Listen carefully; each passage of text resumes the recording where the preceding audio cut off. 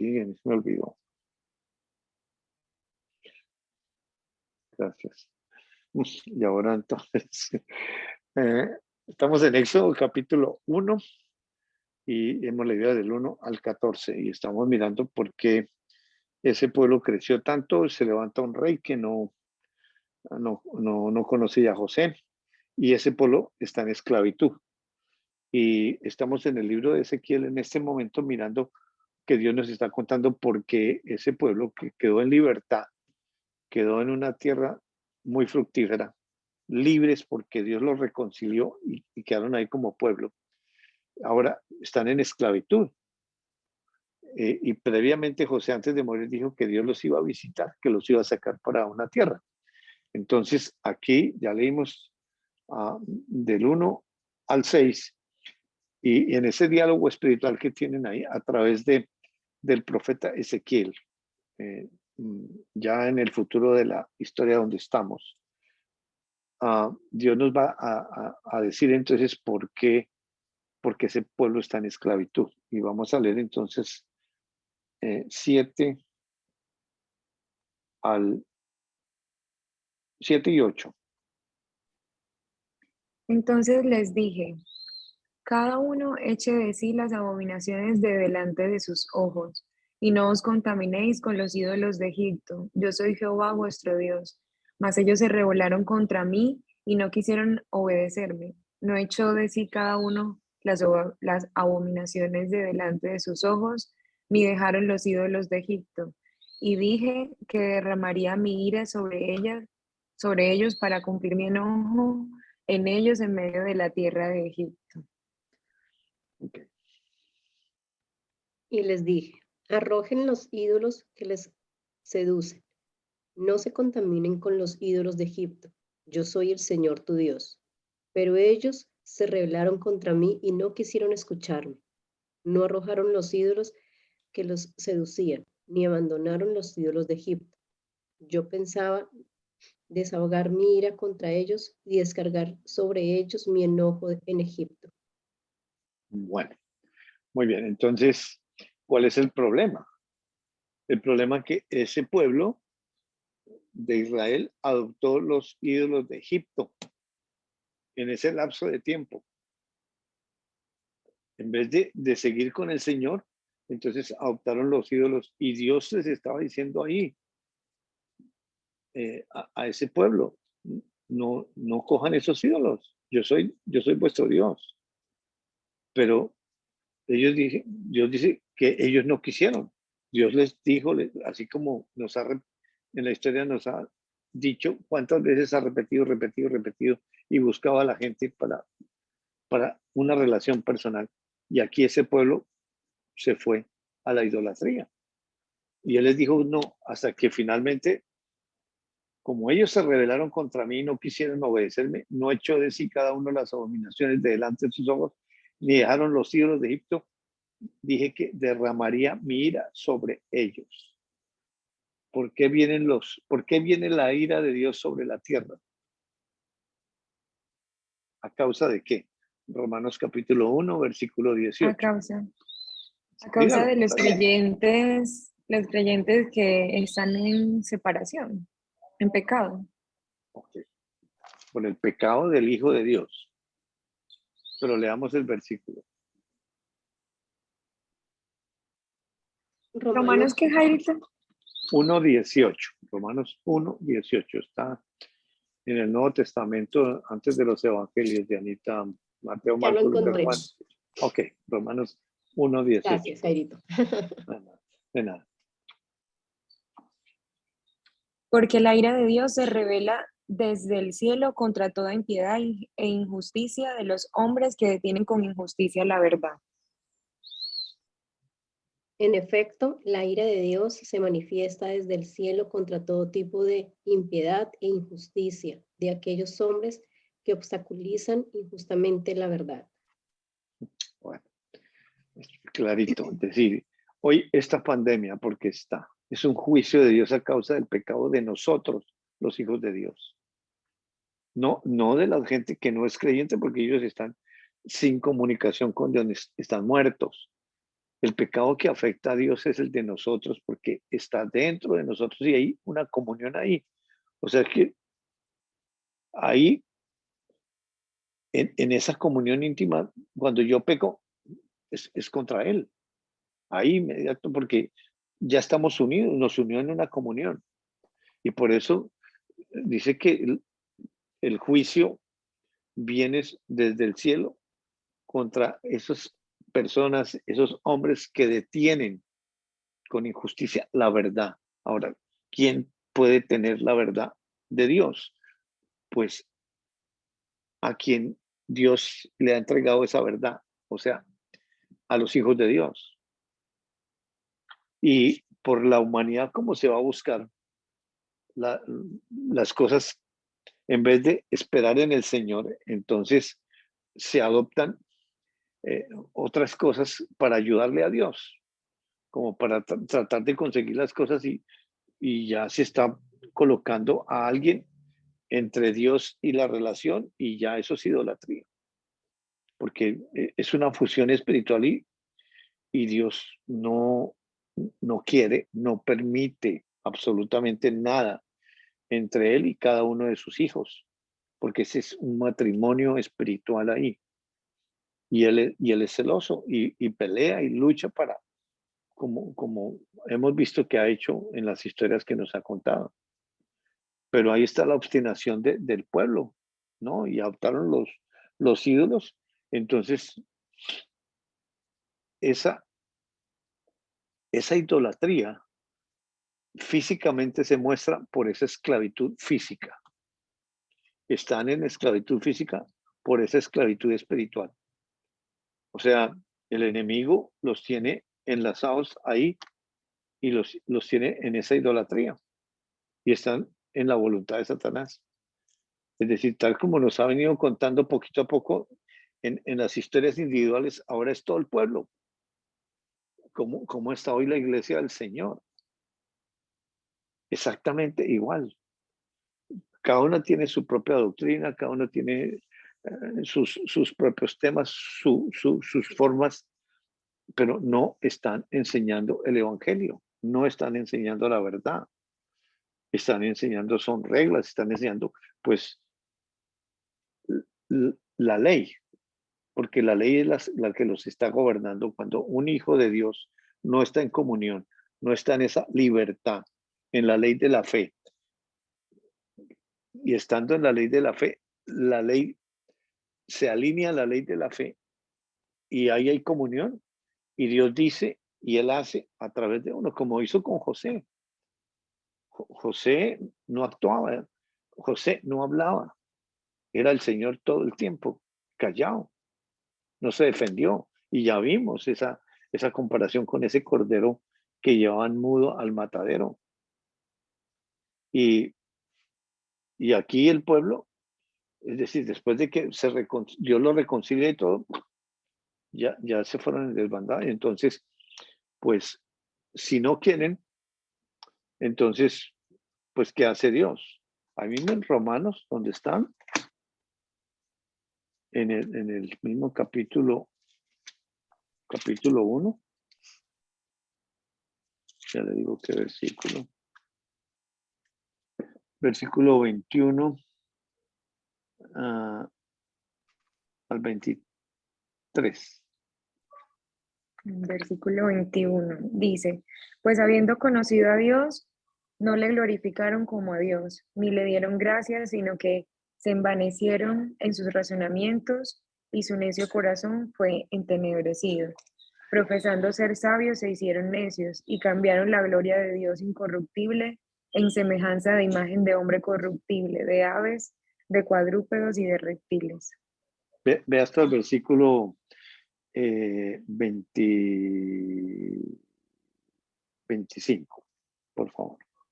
Por lo cual también Dios los entregó a la inmundicia en las concupiscencias de sus corazones, de modo que deshonraron entre sí sus propios cuerpos, ya que cambiaron la verdad de Dios por la mentira, honrando y dando culto a las criaturas antes que al Creador, el cual es bendito por los siglos. Amén. Gracias. ¿Por qué, habiendo conocido a Dios, No lo han glorificado ni le han dado gracias, sino que han puesto sus pensamientos en cosas sin valor y se han oscurecido su torpe corazón. Alardeando de sabios se han hecho necios y han cambiado la gloria de Dios incorruptible por representaciones de hombres corruptibles e incluso de aves, de cuadrúpedos y de reptiles.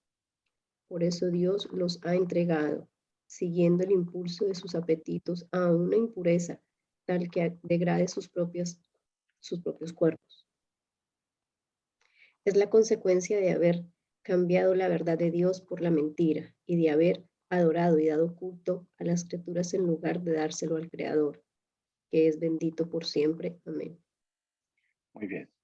Entonces, parte del Señor diciendo, habiendo conocido a Dios, ese pueblo conoce a Dios. No le glorificaron como a Dios ni le dieron gracias, porque ¿qué nos demanda Dios? ¿Qué nos pide? Es decir, absolutamente nada. Es decir, que aportemos algo, nada. Él hace todo. Él nos participa. Es una participación en el espiritual. Pero ¿qué pasa? Dice, no le glorificaron como a Dios ni le dieron gracias, sino que se envanecieron en sus razonamientos. Me gusta la versión de Dianita que dice, esos pensamientos humanos se envanecen y entonces se divagan y se van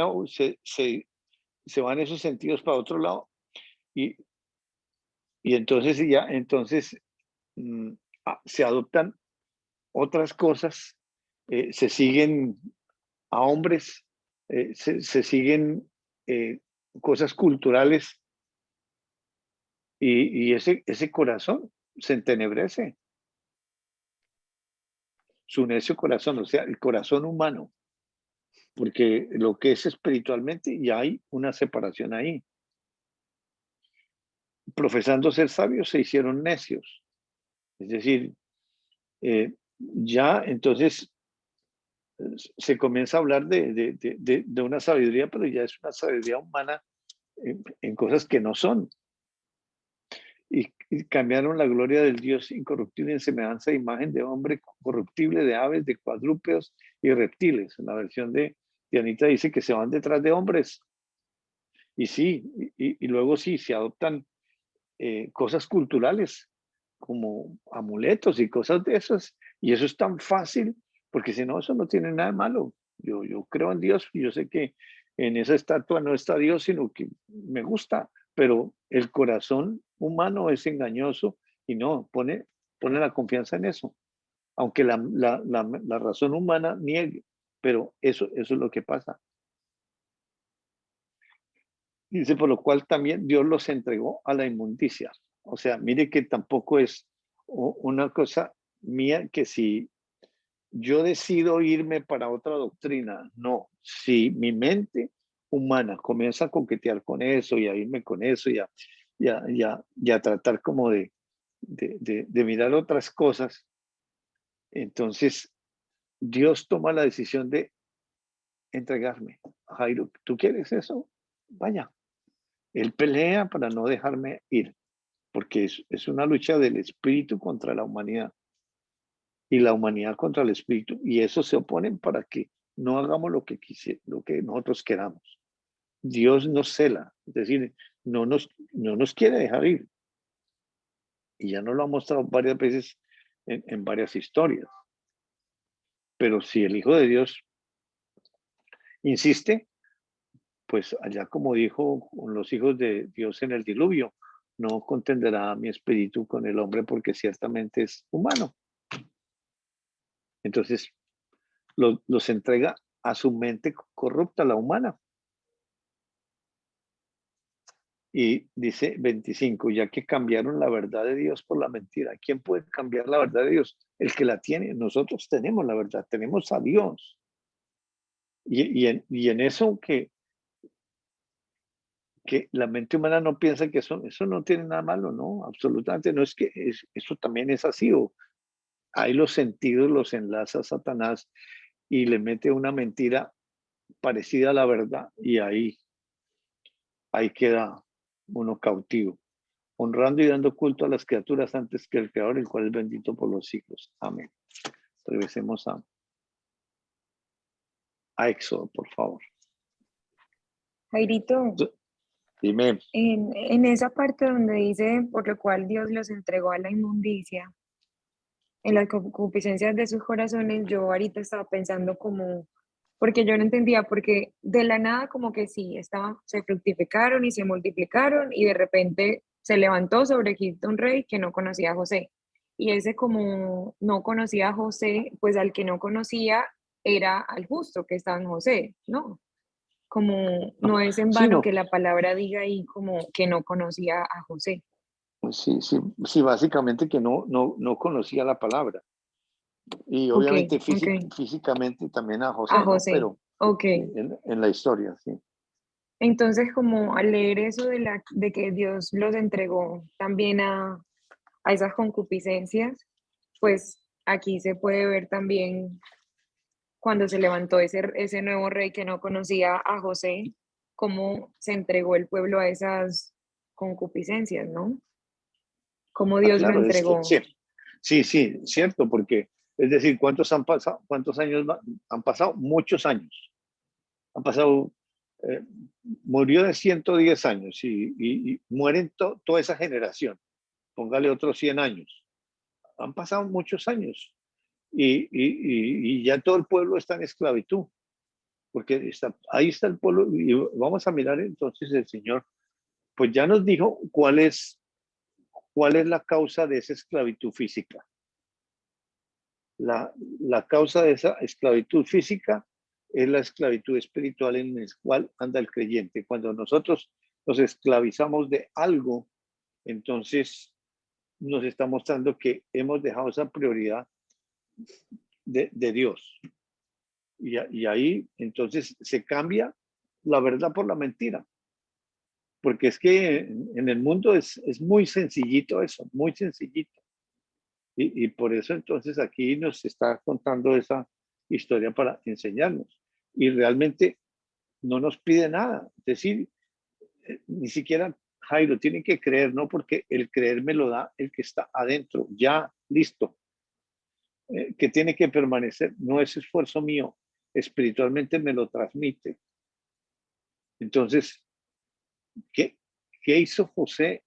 ¿Hizo José algo espiritual, algún rito, alguna cosa? Ni siquiera hizo sacrificios. No hizo nada. Y es mostrándonos al que va a venir, qué hizo él para defenderse, qué él hizo para no ir a esa cruz, qué hizo para absolutamente nada. Y en el Antiguo Testamento está viviendo lo mismo espiritualmente. Y aquí nos está contando la historia y nos lo está revelando. Y él no cambia, siempre va a ser la constante en toda la historia. Bueno, ahora,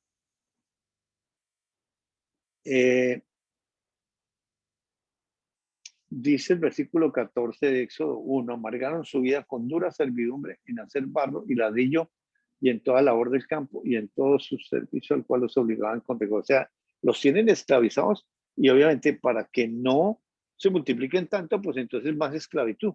Pero ¿qué pasa? Entre más los esclavizan, porque ¿quién da los hijos? Eso es una obra de Dios, absoluta. Eso no depende de Dios no está dependiendo de la humanidad que, bueno, miren a ver si hacen la tarea o alguna cosa. No, los hijos vienen de Dios. Y la multiplicación viene de Él por ese fruto de, digamos, si el pueblo ya está fuera, de todas maneras el fruto es entre ellos. Entre ellos están siempre en comunión. Y ellos, gracias a Dios, que es por ellos, porque si no, estaríamos perdidos si fuera Dios esperar algo de nosotros, que le pudiéramos colaborar. Nada. Versículo 15 al 22. Y habló el rey de Egipto a las parteras de las hebreas, una de las cuales se llamaba Cifra y otra Fua, y les dijo: cuando asistáis a las hebreas en sus partos y veáis el sexo, si es hijo, matadlo, y si es hija, entonces viva. Pero las parteras temieron a Dios y no hicieron como les mandó el rey de Egipto, sino que preservaron la vida de los niños. Y el rey de Egipto hizo llamar a las parteras y les dijo: ¿por qué habéis hecho esto, que habéis preservado la vida de los niños? Y las parteras respondieron a Faraón: porque las mujeres hebreas no son como las egipcias, pues son robustas y dan a luz antes que las parteras vengan a ellas. Y Dios hizo bien a las parteras, y el pueblo se multiplicó y se fortaleció en gran manera. Y por haber las parteras temido a Dios, él prosperó sus familias. Entonces Faraón mandó a todo su pueblo diciendo: echad al río a todo hijo que nazca y a toda hija preservar la vida.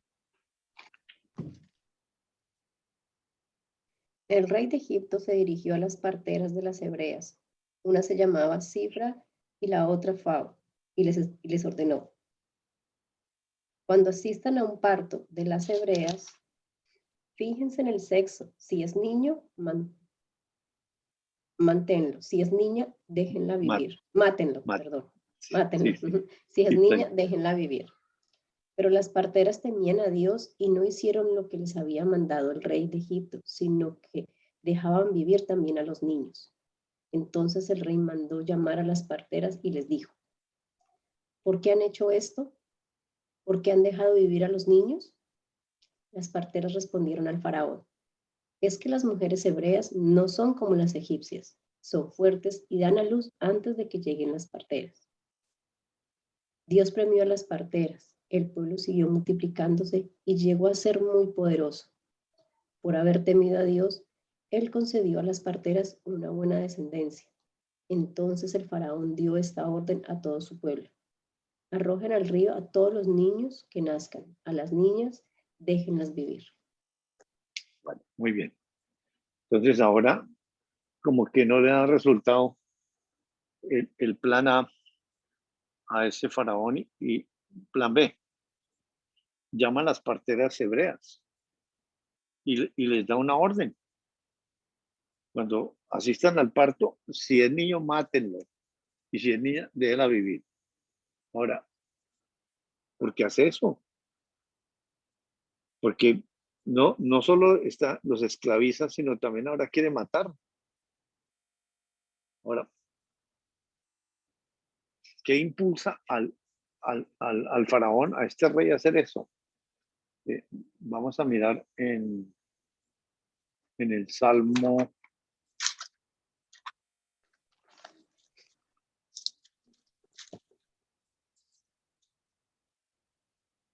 105.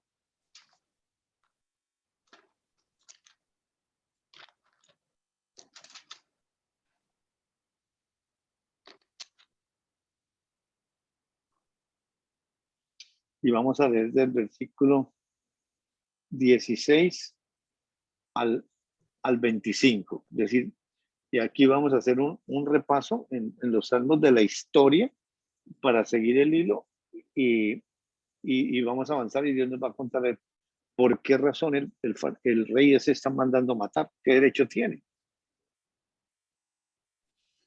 Bueno, del 16 al 25 dice: trajo hambre sobre la tierra y quebrantó todo sustento de pan. Envió un varón delante de ellos, a José, que fue vendido por siervo. Afligieron sus pies con grillos. En cárcel fue puesta su persona hasta la hora que se cumplió su palabra. Hasta la hora que se cumplió su palabra, el dicho de Jehová le probó. Envió el rey y le soltó, el señor de los pueblos, y le dejó ir libre. Lo puso por señor de su casa y por gobernador de todas sus posesiones, para que reprimiera a sus grandes como él quisiese, y a sus ancianos enseñara sabiduría. Después entró Israel en Egipto, y Jacob moró en la tierra de Cam, y multiplicó su pueblo en gran manera y lo hizo más fuerte que sus enemigos. Cambió el corazón de ellos para que aborreciesen a su pueblo, para que contra sus siervos pensasen mal.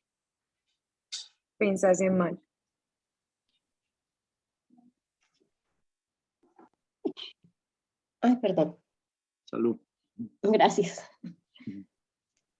Trajo el hambre sobre aquel país, hizo que se agotaran todas sus reservas. Por delante había mandado a un hombre, José, que fue vendido como esclavo. Ataron sus pies con argollas, sujetaron su cuello con cadenas, hasta que se cumplió lo que él predijo, y la palabra del Señor lo acreditó. Entonces mandó el rey que lo soltaran, el dueño de pueblos que lo pusieran en libertad. Lo nombró jefe de su casa y gobernador de todas sus posesiones, para que instruyera a los nobles a su gusto y enseñara sabiduría a sus ancianos.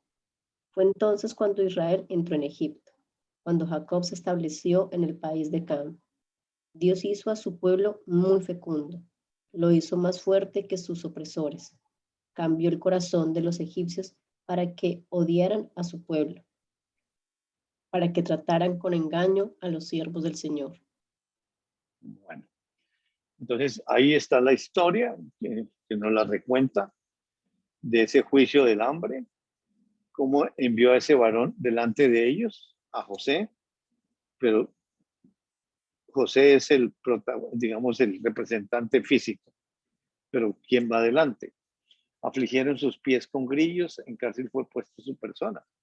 O sea, fue encadenado, es decir, no que llegó allá de una vez a servir como asistente, no, pasar su proceso hasta la hora que se cumplió su palabra.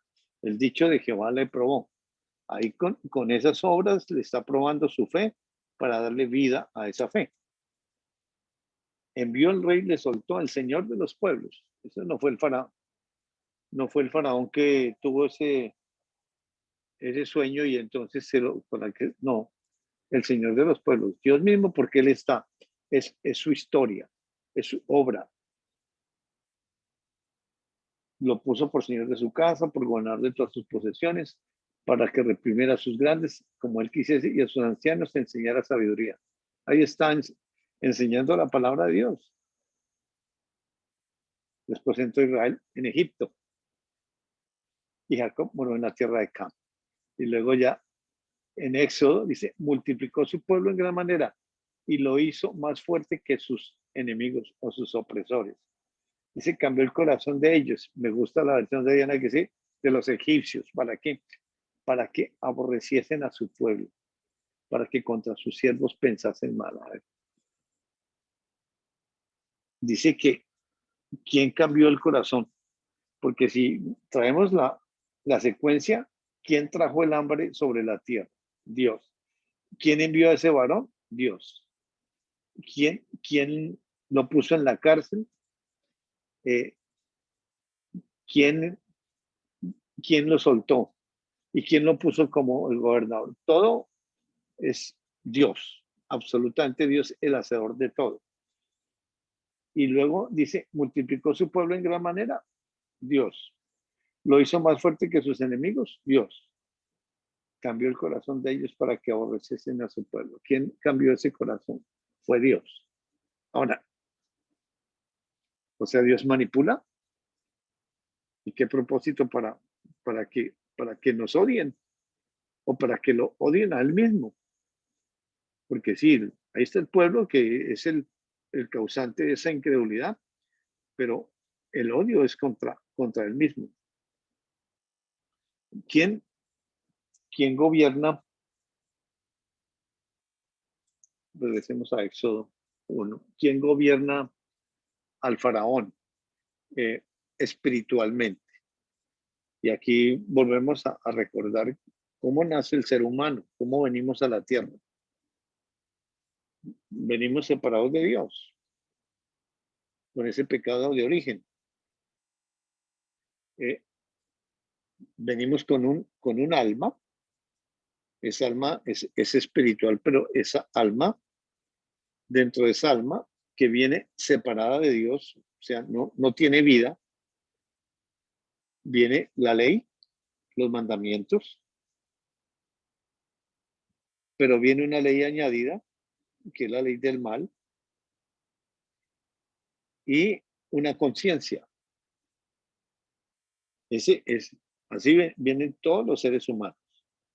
Pues aquí el rey, pues el gobierno para su vida es de la ley del bien y la ley del mal. Entonces, como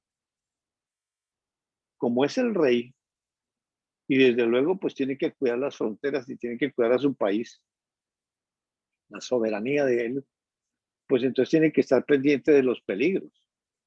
Y se da cuenta que esos esclavos que tiene se están multiplicando mucho. Y está pensando en algo militar. Vienen los enemigos y ellos se unen y se van. Entonces, la estrategia es, bueno, pongámosle más trabajo.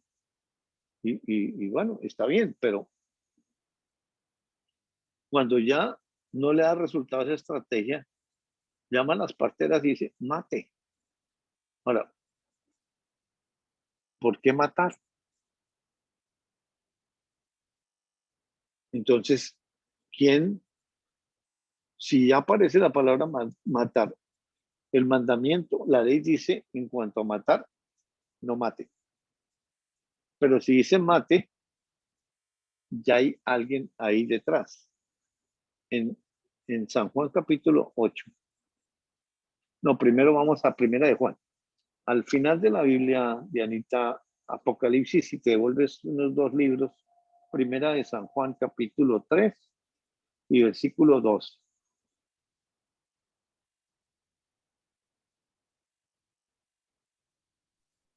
Primera de Dice, Juan, capítulo 3, versículo Versículo 12.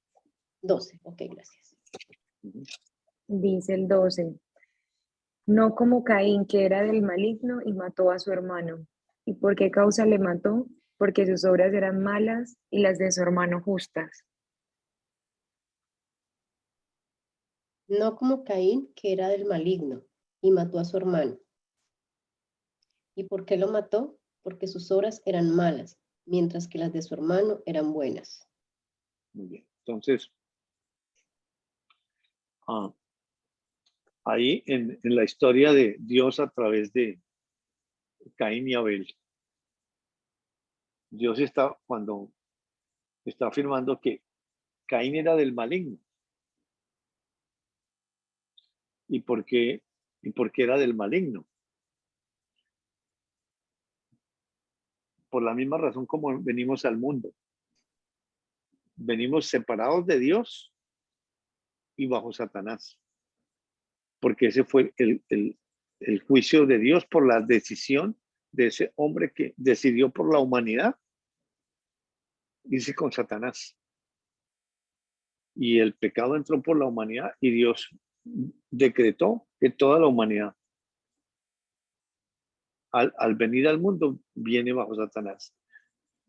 Viene ya como nos expuso, con la ley del bien y del mal, esa alma es una conciencia. Y esa ley del bien es la que trabaja al ser humano para llevarlo al Mesías. O sea, ¿qué es lo que está haciendo al faraón? Pero aquí estamos examinando entonces por qué mata. Y ya nos dice que Caín era el maligno para afirmarnos esa verdad. El que no es creyente le pertenece a Satanás. Dice, ¿y por qué causa lo mató? Porque sus obras eran malas y las de su hermano justas o buenas. Ahora, ¿de quién son las obras malas? No de Caín, de Satanás, porque es el de la ley del mal. Las de Abel ya son justas, porque ya está el justo, ya es justificado. Entonces, ¿cuáles obras hacen los hijos del diablo? San Juan capítulo 8, en el Evangelio de San Juan. Está Mateo, Marcos, Lucas, Juan. Capítulo 8. ¿Sí? Versículo 43 y 44. 43, 44. Dice, ¿por qué no entendéis mi lenguaje? ¿Por qué no podéis escuchar mi palabra? Vosotros sois de vuestro padre el diablo, y los deseos de vuestro padre queréis hacer.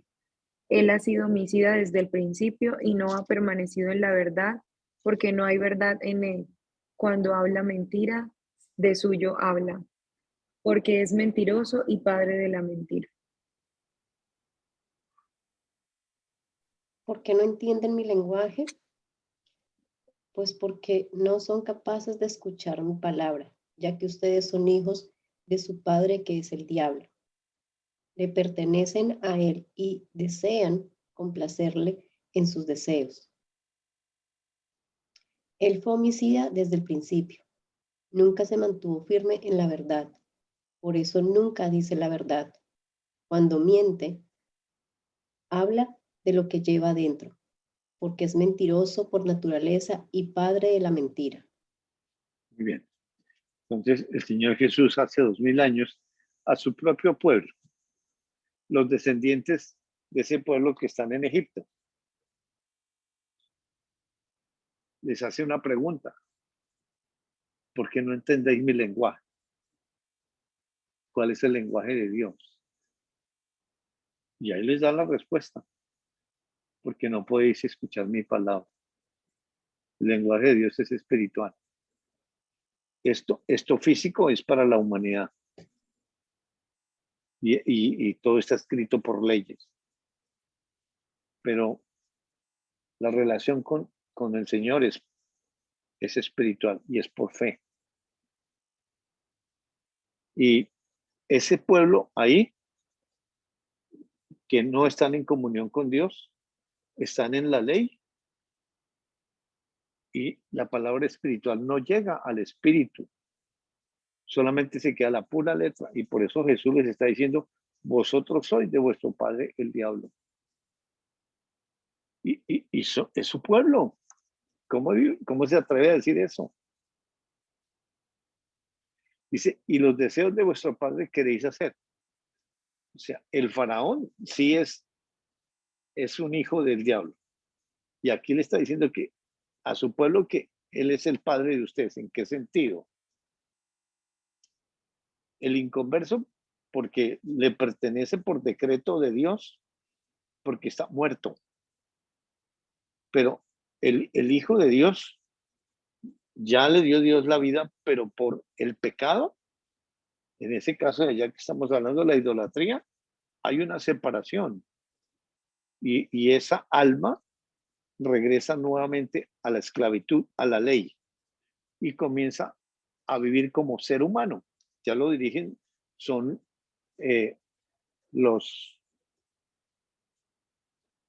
principios humanos, las costumbres humanas. Ya la mente humana es la que toma el control.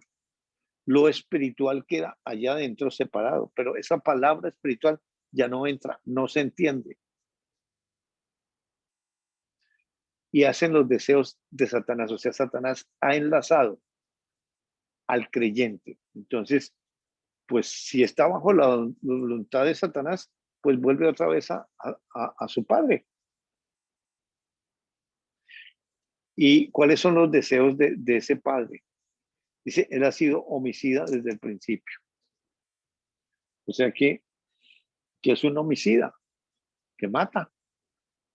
Y dice que él ha sido homicida desde el principio. Y ese a quien mató en el principio. Pues allá, como lucero, a la tercera parte de los ángeles, primero él, y a la tercera parte de los ángeles los mató, los separó, fue el causante de esa separación, con decisiones propias libres de cada ángel. Y luego viene a la tierra y le pasa el contrato a Adán y a Eva. Adán le firma el contrato, le llega por la humanidad. A Eva también, a ambos les llegó por el oído. Pero Eva fue engañada, es decir, quedó ese engaño en la humanidad. Mientras que Adán le entró por la humanidad y él dentro meditó y decidió adoptar a ese como su padre. Fue una rebelión directa. Por eso el pecado entra es por el hombre. La mujer fue engañada, pecó también, pero no la llevó hasta el alma, aunque quedó separada. Eso lo vamos a ver en detalle más adelante. Entonces, Satanás no solamente obra por sus hijos directamente, como hizo con Caín, como por los hijos de Dios en desobediencia, en la ley, los que no están en comunión con Dios, están enlazados. Y eso fue lo que hizo con ese pueblo allá en Egipto. Los enlazó en esa idolatría. Y ahí los tomó a todos y tiene todo el pueblo ahí. Pero está el rey, que el rey, regresando a Éxodo 1, es hijo directo de él. Entonces ahora, ¿qué mensaje le está pasando? Mate, así como hizo con Caín. Y por eso llama a las parteras y les dice, les ordena, maten a los niños. Ahora, estaba diciendo que la ley del bien lo está gobernando en cuanto a quiere el bien para su pueblo, de que está inquieto porque el pueblo israelita está creciendo mucho y se inquieta porque de pronto viene y los va a ellos se van a ir se unen a los enemigos y acaban con el país. Entonces, pues eso es una buena estrategia, digamos, de esclavizarlos. Pero luego cuando entra a matar, entonces ya es el padre de, del faraón, de ese rey, que le da la orden, entonces que mate. Y por eso llama a esas parteras, y esas parteras entonces les da la orden y les da específicamente si es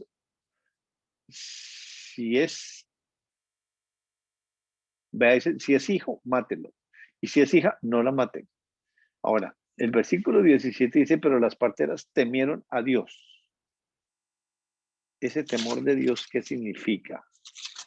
En Proverbios capítulo 9.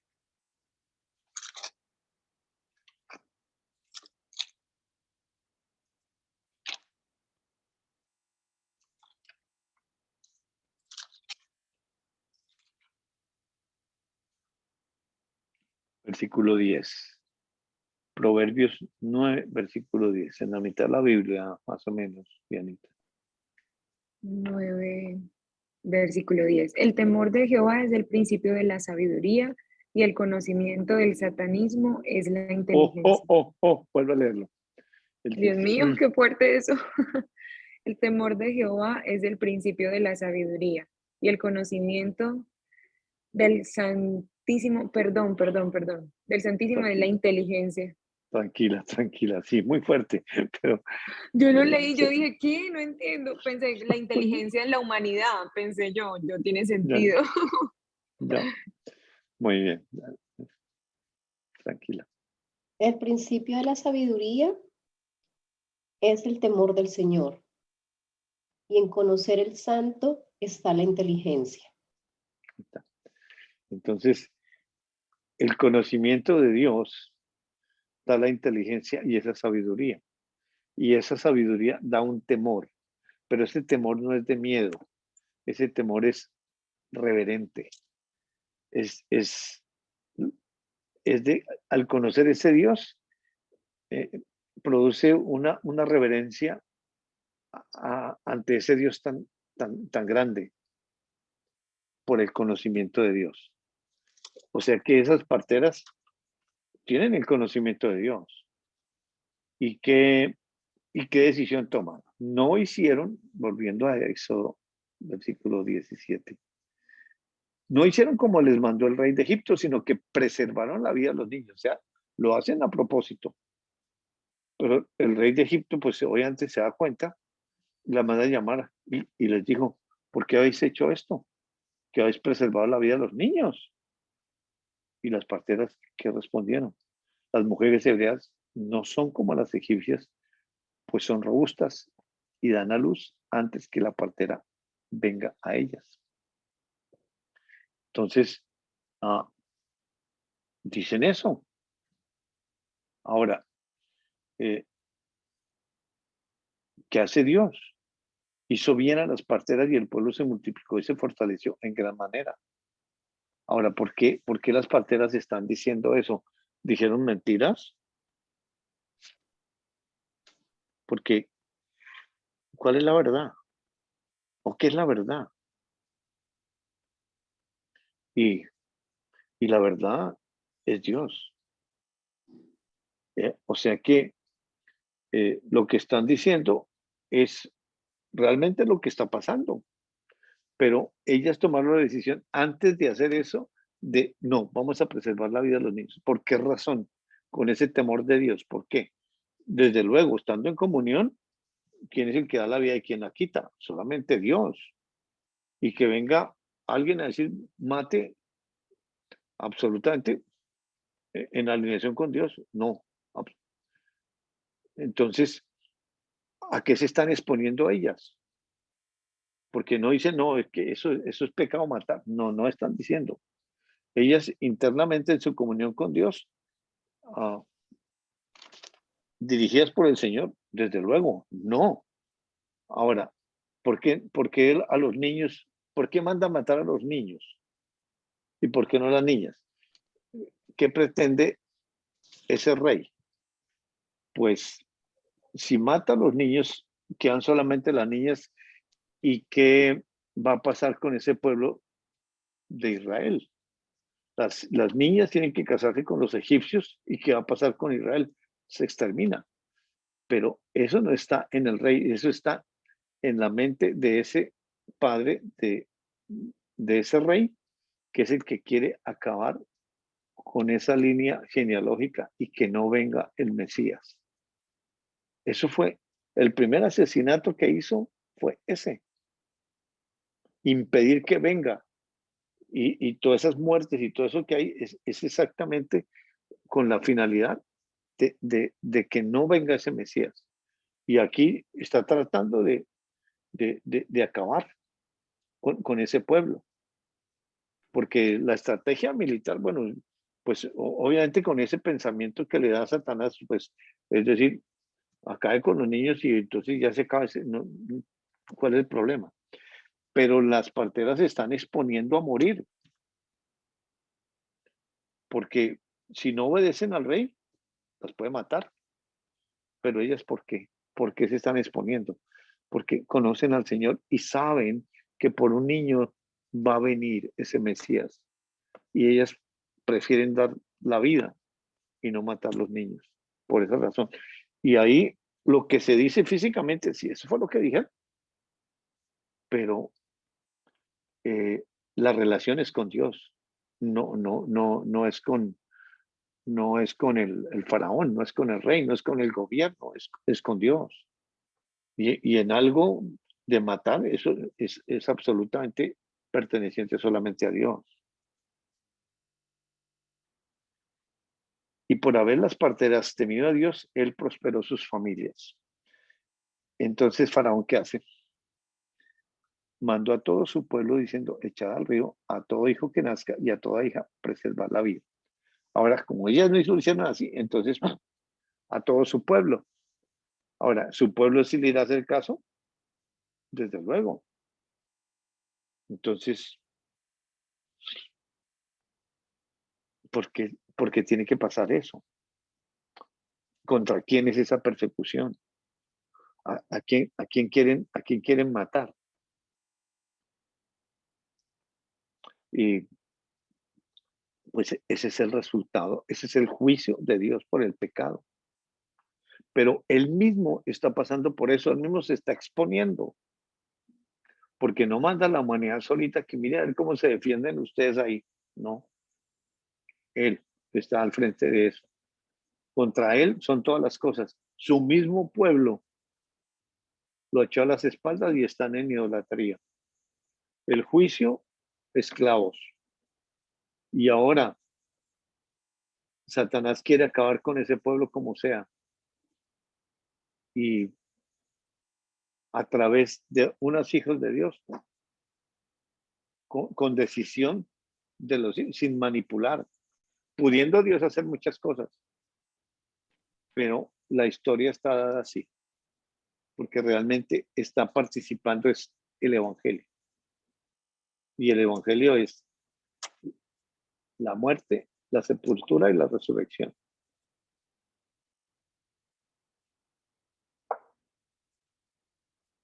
Bueno, creo que vamos a dejar ahí para la clase siguiente el capítulo 2.